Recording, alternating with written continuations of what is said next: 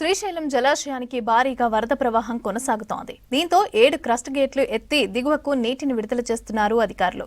ప్రస్తుతం జలాశయంలోకి 2,59,000 క్యూసెక్ల ఇన్ఫ్లో ఉంది. 2,55,000 క్యూసెక్ల అవుట్ఫ్లో ఉంది. పూర్తి స్థాయి నీటి మట్టం 885 అడుగులు కాగా ప్రస్తుతం 883 అడుగులుగా ఉంది.